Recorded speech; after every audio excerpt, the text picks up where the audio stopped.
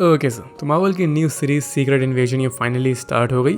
इसके पहले की कुछ सीरीजेस ने तो दिमाग खराब कर दिया था, like she Hulk and miss Marvel, but अब फाइनली कुछ हट के आया। इसमें आपको जोक्स, फनी थीम्स और स्पेशली लोग ट्वर्किंग करते हुए तो नहीं दिखेंगे।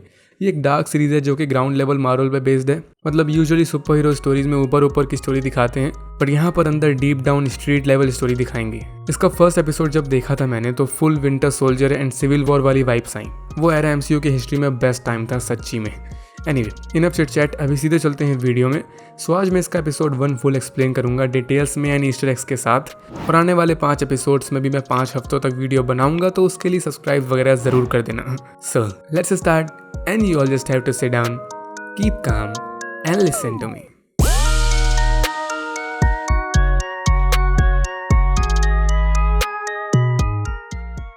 तो एपिसोड स्टार्ट होता है टिपिकल मार्वल स्टूडियोज के लोगों के साथ, लेकिन बहुत सालों बाद यहाँ पर इसका एनिमेशन चेंज कर दिया गया और मुझे पर्सनली ये न्यू वाला एनिमेशन पसंद नहीं आया। इसको ओल्ड स्टाइल में बनाने का ट्राई किया गया है, मतलब 2011 या 2012 के टाइम पे, बेसिकली डॉक्टर स्ट्रेंज के पहले था जैसे। और ये न्यू इंट्रो बस 11 सेकंड्स का है, जबकि पिछले वाला इंट्रो ये 37 सेकंड्स का था। बट कोई ना। इसके बाद अपने को मॉस्को रशिया दिखाते हैं। यहाँ पर जो बड़ा सा लिख के आता है मॉस्को, तो ये फॉन्ट स्टाइल एंड ये पूरा लुक ये भी सिविल वॉर वाला ही है। तो अगेन वही चीज़ है कि ये सीरीज सिविल वॉर वाली फील दे रही है, क्योंकि इसको बनाया ही इस तरह गया है। देन यहाँ दिखाते हैं एजेंट रॉस को। लास्ट टाइम इसको वकांडा फॉरएवर में दिखाया गया था।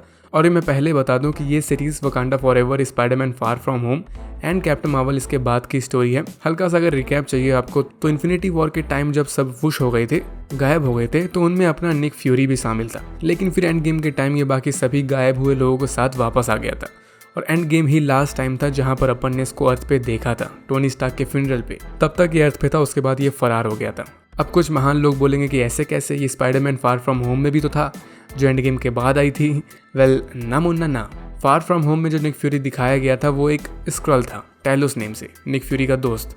उसी फार फ्रॉम होम के एंड क्रेडिट सीन में अपने को पता चला था कि असली वाला निक फ्यूरी स्पेस में कहीं मटक रहा था। सेबर करके एक स्पेस ऑर्गेनाइजेशन है जो कि शायद इसी ने बनाई है, जैसे शील्ड है सेम वैसे ही होती है ये। तो वहाँ पर था ये निक फ्यूरी।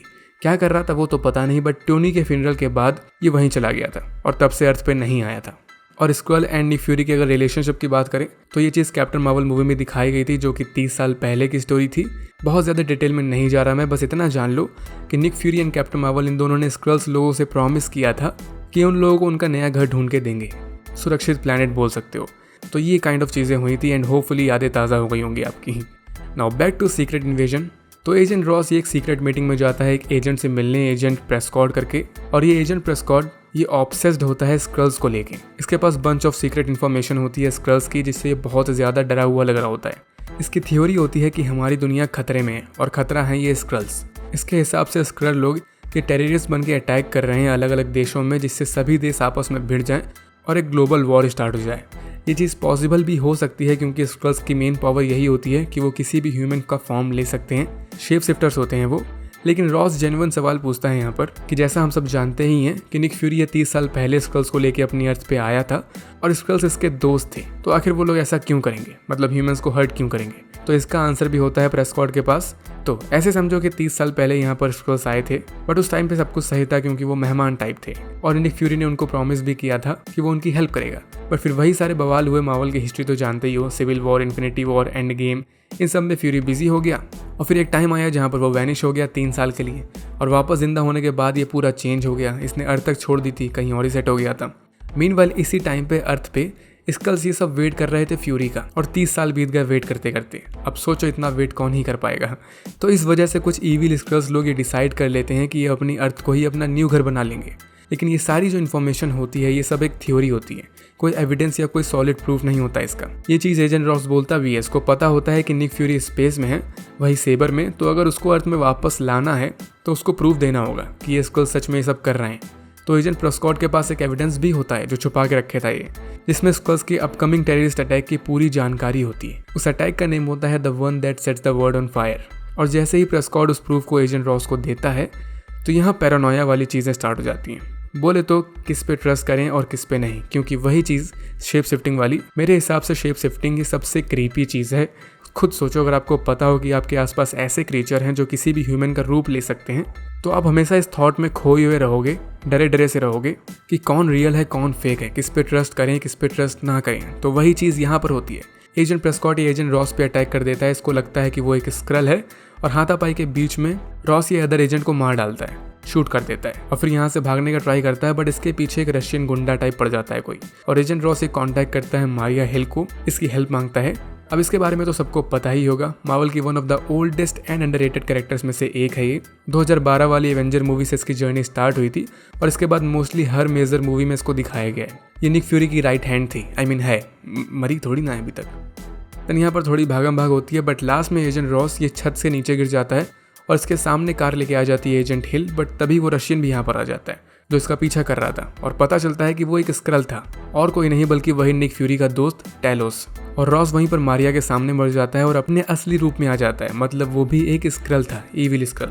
तो फाइनली इस मोमेंट में कंफर्म हो जाता है कि जितनी भी ईविल स्क्रल वाली थ्योरीज बताई गई अपने को कुछ मिनट पहले, तो वो सब सच होती हैं। सही में दुनिया खतरे में होती है। अब ये तो पता नहीं है कि एजेंट रॉस कब से स्क्रल बना फिर रहा है या फिर रिसेंट में ही बना, और ये एक स्क्रल था तो रियल वाला एजेंट रॉस कहाँ पर है, जिंदा भी है या नहीं, ये सब कुछ नहीं बताया गया फिलहाल अपने को। बट इसके बाद आता है सीरीज का इंट्रो जो कि काफी यूनिक होता है, लेकिन ये पूरा इंट्रो ये एआई से बना हुआ है, आर्टिफिशियल इंटेलिजेंस से। ऐसा मार्वल हिस्ट्री में फर्स्ट टाइम हुआ है कि एआई का यूज करके कुछ बिल्ड किया गया हो। अब इस चीज़ से फैंस तो ऑब्वियसली बहुत ज़्यादा नाराज़ हैं, क्योंकि करंट टाइम में आर्टिस्ट वर्सेस एआई वाला बवाल चल ही रहा है कि एआई आर्टिस्ट लोगों की जॉब खा रही है।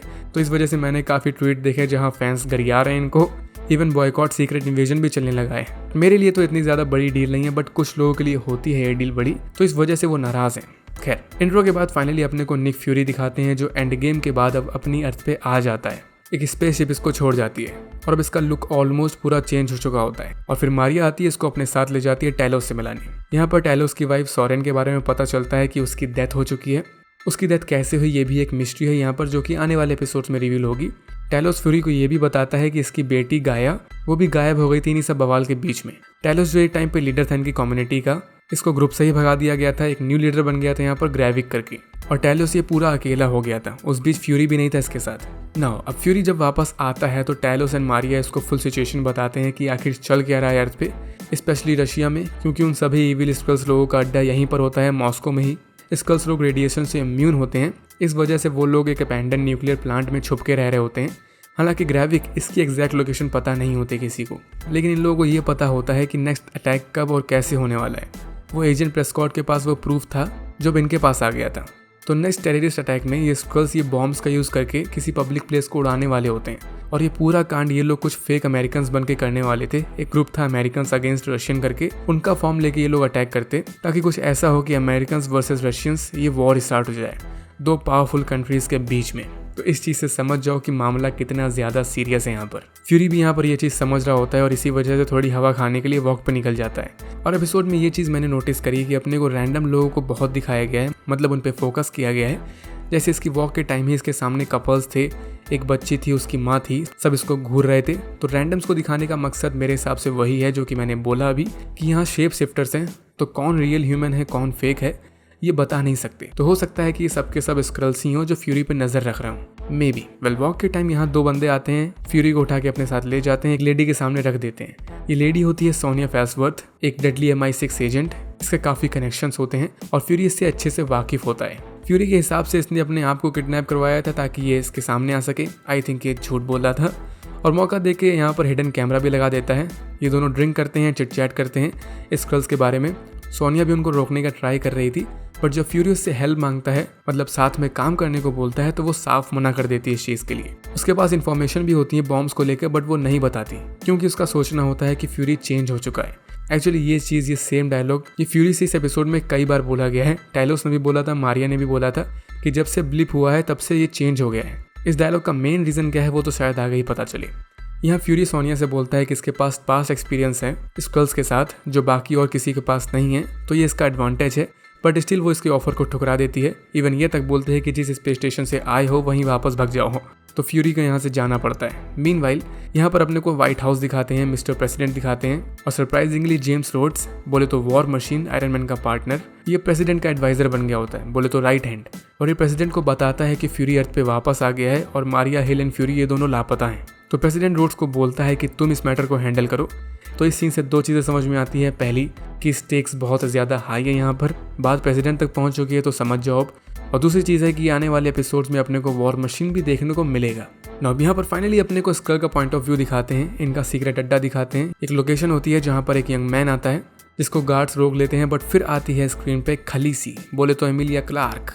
गेम ऑफ थ्रोन्स के फैन तो यहाँ पर खुश हो गए होंगे। ये होती है एक स्क्रल गाया, जी हाँ वही टैलोस की बेटी जो फरार हो गई थी। तो ये इन्हीं टेररिस्ट वाले स्क्रल्स के साथ होती है। ये उस बंदे से उसका असली रूप दिखाने को बोलती है और तब जाके उसको अंदर आने देती है। और ये प्लेस ये फुल स्क्रल्स से भरी होती है। यहाँ पर 500 से ज़्यादा स्क्रल्स होते हैं। एक तरीके से सेफ जोन होता है ये स्क्रल्स का। यहाँ पर ये लोग हंसी खुशी रहते हैं, बच्चे बड़े बूढ़े सब रहते हैं। ये लोग स्क्रल्स फूड तक यहाँ पर ग्रो करते हैं और इस प्लेस को इन्होंने नेम दिया होता है न्यू स्क्रलोस। तो बेसिकली ये इनका नया घर होता है। बट इनके बीच में अच्छी चीज़ ये होती है कि ये किसी को भी फोर्स नहीं करते टेररिस्ट बनने के लिए। जिसको यहाँ पर सिर्फ सेफली हंसी खुशी रहना होता है वो रहे आराम से, बट जिसको वॉरियर बनना होता है, बोले तो अपने घर के लिए लड़ना होता है, वो रेबल में शामिल हो जाए। और सिर्फ वॉरियर्स को ही अलाउ होता है इस प्लेस से बाहर जाना। बाकी जो नॉर्मल स्कल्स होते हैं वो यहाँ से बाहर नहीं जा सकते। आई मीन अब थोड़ी प्रिविलेज तो देंगे ना वॉरियर्स को ये लोग। खैर फिर अपने को दिखाते हैं कि गाया ये एक सीक्रेट रूम में जाती है जहाँ पर एक स्क्रल लेफ्टिनेंट पैगन ये एक न्यू स्क्रल को वॉरियर बना रहा होता है, टेररिस्ट बना रहा होता है बेसिकली। और ऊपर से एक शेडो फिगर देख रहा होता है, प्रॉबेबली ये ग्रेविक ही होगा और कौन ही हो सकता है। बट यहाँ पर अपन इन सबका डार्क सीक्रेट देखते हैं कि ये लोग एक ह्यूमन को जो प्रिजनर होता है इसको लेके आते हैं। इसका फॉर्म ले लेता है वो न्यू वॉरियर स्क्रल और फिर ये उसको मशीन पे खड़ा करते हैं जिससे स्क्रल उसकी सारी मेमोरीज भी निकाल लेता है। ये वाली मशीन अपन कैप्टन मार्वल मूवी में देख चुके हैं, वो भी एक टाइम पे इसी के बीच में फंस गई थी आकर।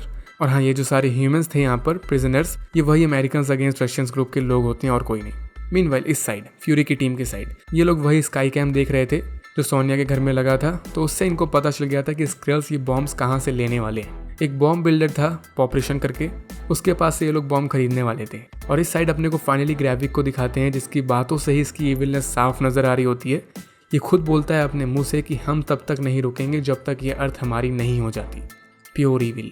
और फिर वो लेफ्टिनेंट ये जाया को एक मिशन पे भेजता है। मिशन वही होता है बॉम्ब्स लाने वाला कि कैश दो और bombs low, simple in and out.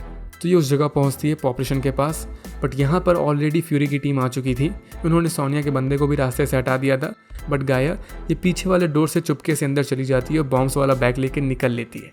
लेकिन इसको मारिया देख लेती है जाते हुए और उसको शक हो जाता है तो वो इसको फॉलो भी करती है। और इस साइड बचे हुए मर्द ये पॉपरेशन से गुफ्तगू करने लगते हैं कि बॉम्ब्स कहाँ पर हैं एटसेट्रा एटसेट्रा।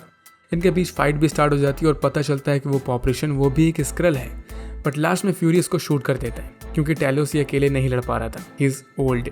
इसी सीन के पहले इनकी कॉन्वर्सेशन दिखाई गई थी जहाँ पर हमें टैलोस की एज पता चली थी।